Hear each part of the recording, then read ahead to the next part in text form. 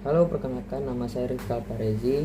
Saya mahasiswa Universitas Terbuka, program studi Sistem Informasi dengan NIM 0571521135. Saya akan memenuhi tugas mata kuliah basis data, yaitu langkah-langkah pembuatan ERD atau Entity Relationship Diagram. Nah, di sini saya akan membuat langkah pertamanya, yaitu adalah sebelum kita membuat ERD, kita harus mendownload software, yaitu software YET Graph Editor. Nah, itu adalah aplikasi yang kebanyakan mahasiswa itu untuk membuat simulasi pembuatan ERD. Nah, di sini saya sudah download ERD-nya ya, sudah di download, ini sudah diinstal juga. Dan di sini kan kita ketemu flowchart saja. Nah, kita ke bawah, lihat di palette. Nah, di situ ada tulisan entity relationship, ada tanda panah ke bawah, itu kita pencet. Nah, di sini adalah simbol-simbolnya. Nah, ini di dalam tugas ini contoh kasusnya adalah sebuah rumah sakit memiliki banyak dokter. Setiap dokter mempunyai banyak pasien yang harus ditangani. Pasien harus terlebih dahulu mendaftar pada bagian administrasi dengan menyerahkan data dirinya. Data pasien yang telah terdaftar akan diserahkan kepada dokter untuk diperiksa. Pasien dapat diperiksa oleh beberapa dokter sesuai situasi dan kondisi pasien. Setelah pasien selesai diperiksa, dokter akan membuat resep obat dan diserahkan kepada pasien. Nah, tugas kuliah ini adalah dari kasus tersebut buatlah entity relationship diagram ERD dengan tahapan atau langkah yang sesuai panduan. Nah, di sini saya sudah rangkum semua panduannya itu, sekalian saya juga buat langkah-langkahnya. Yaitu langkah pertama, mengidentifikasi dan menentukan entitas. Nah, dalam pembuatan ERD adalah mengidentifikasi seluruh entitas yang terdapat pada studi kasus sistem rumah sakit. Entitas merupakan objek utama yang nantinya akan disimpan datanya di dalam database. Jadi saya akan buat 5 ya entitasnya utama, yaitu administrator, pasien, dokter, pemeriksaan, dan resep dokter. Nah, entitas tersebut dipilih karena memiliki data penting yang saling berhubungan dalam proses pelayanan rumah sakit. Nah, jadi kita buat dulu di sini entitasnya dulu. Nah, entitasnya itu dari panduannya itu kotak ya, kotak entity. Ini kita tekan entity yang kotak satu,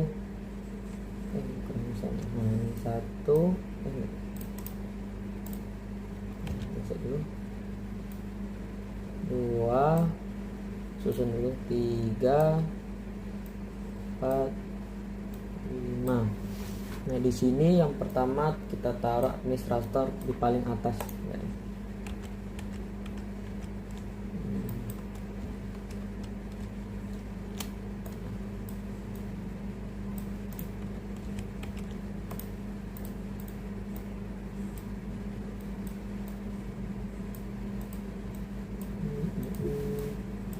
Ini kita taruh dulu paling atas ya untuk administrator, sedangkan dokter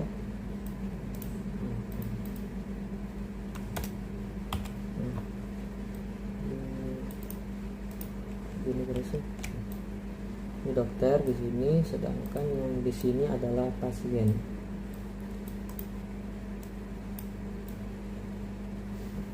Yang di sini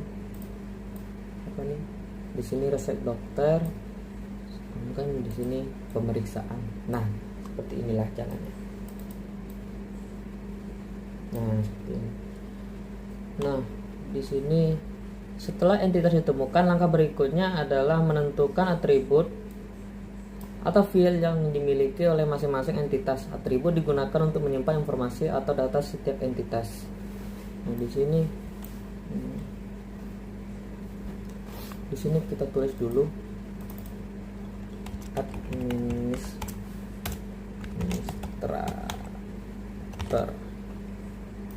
Nah, yang ini adalah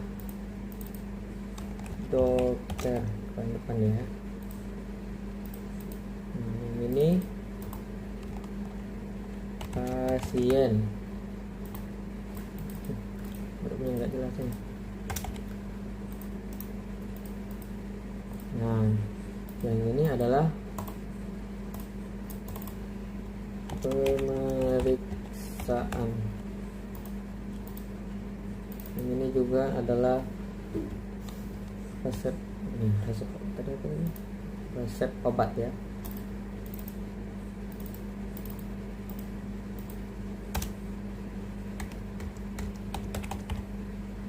Resep obat pakai underscore juga boleh. Nah, oke, saya jelaskan untuk langkah-langkahnya dulu sama penjelasannya. Entitas administrator digunakan untuk menyimpan data petugas administrasi rumah sakit yang melayani pendaftaran pasien. Nah, yang pertama untuk atribut administrator itu adalah ID admin, PK, primary key. Nah, atribut ini digunakan sebagai identitas unik administrator. Setiap administrator memiliki kode yang berbeda sehingga data tidak tertukar dengan administrator lainnya. Yang kedua, nama admin. Atribut ini digunakan untuk menyimpan nama petugas administrasi yang bekerja di rumah sakit. Datu waktu jaga. Atribut ini digunakan untuk menyimpan informasi jadwal kerja administrator, misalnya pagi, siang, atau malam. No telepon atau nomor telepon. Atribut ini digunakan untuk menyimpan nomor telepon administrator agar mudah dihubungin apabila diperlukan. Oke, untuk penjelasan entitas dokter. Entitas dokter digunakan untuk menyimpan seluruh data dokter yang bekerja di rumah sakit. Untuk atribut dokter, yang pertama adalah ID dokter, primary key atau PK. Atribut ini digunakan sebagai identitas unik dokter. Setiap dokter memiliki kode yang berbeda agar data lebih mudah dikelola. Yang kedua, nama dokter. Atribut ini digunakan untuk menyimpan nama lengkap dokter. Yang ketiga, spesialis.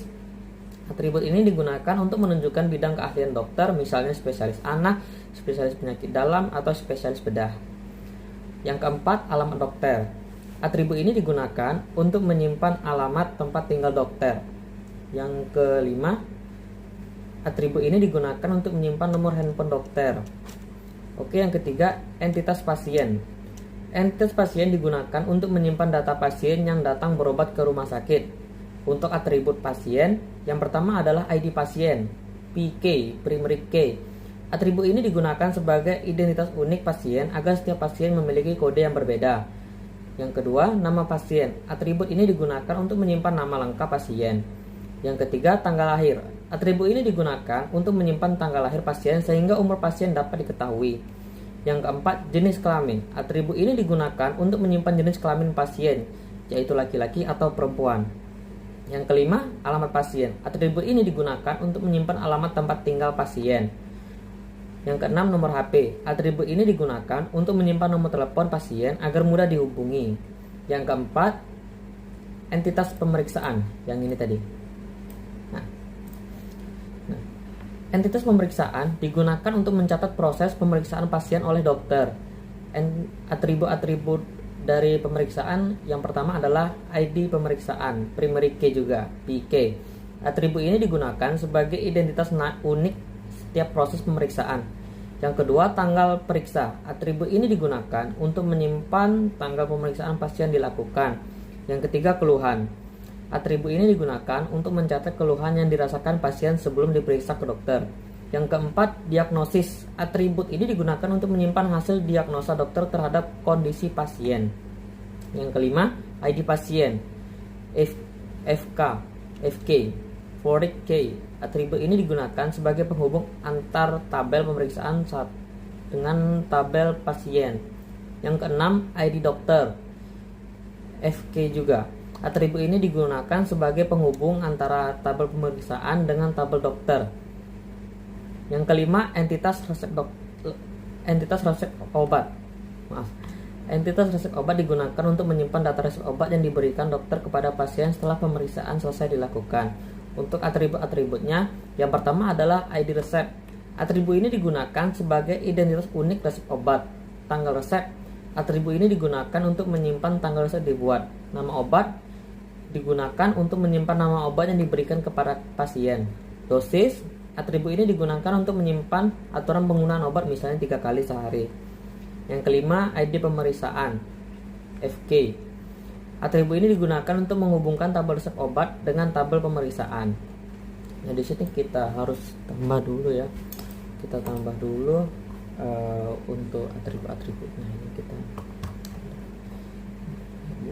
yang pertama untuk administrator kita buat 4. Nah, yang untuk atribut 4 tuh di sini kalau yang tulisannya PK itu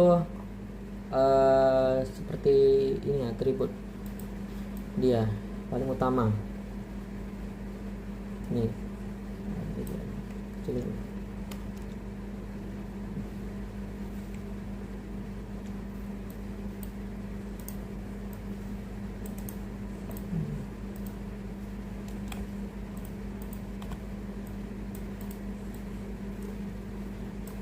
Atribut di sini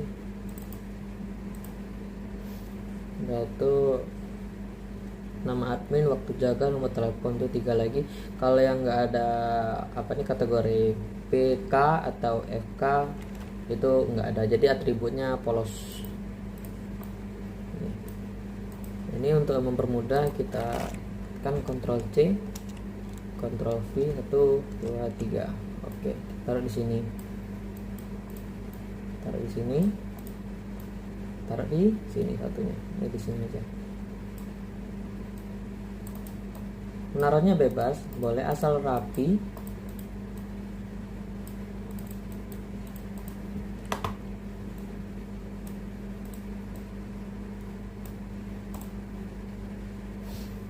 Oke,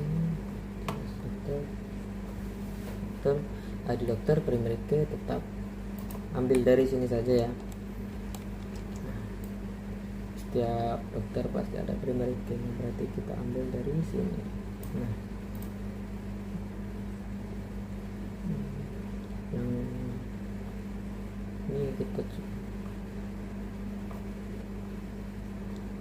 2 3 4.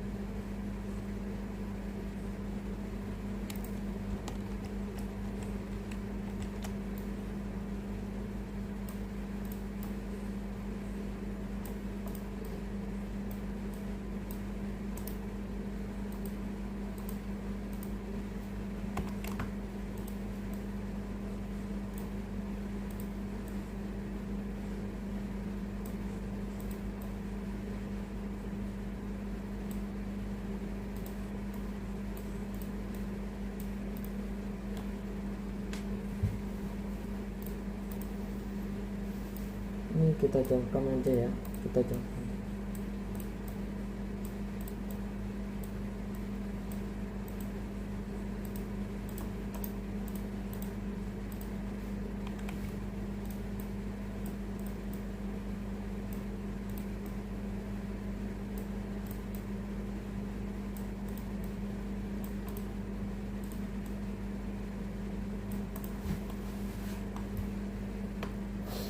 Identitas pasien sama kita ambil dari sini.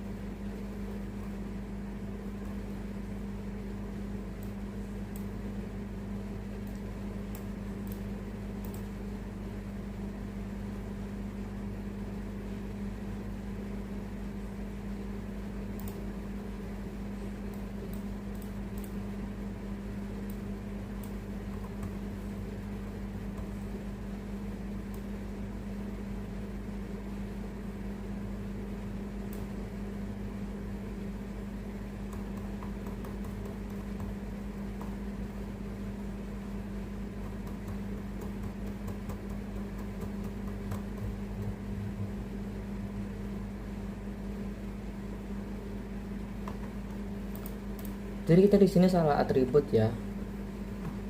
Untuk atribut primary key itu tuh dia ada garis bawah, bukan di bulat di ini tengah gitu kan. Jadi kita delete.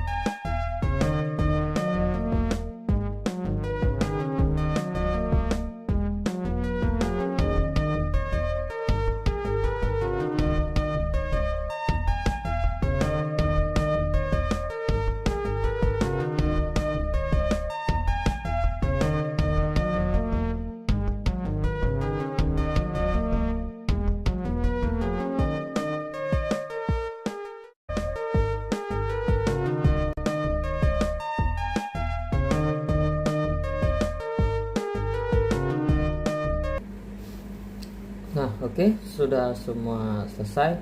Untuk langkah ketiganya yaitu adalah menentukan relasi antar entitas. Setelah menentukan atribut, langkah berikutnya adalah menentukan hubungan atau relasi antar entitas. Yang pertama, relasi administrator dengan pasien. Relasi untuk pasien adalah mendaftar. Pasien harus melakukan pendaftaran terlebih dahulu kepada administrator sebelum mendapatkan pelayanan pemeriksaan. Jadi kardinalitasnya adalah 1M. Artinya satu administrator dapat melayani banyak pasien.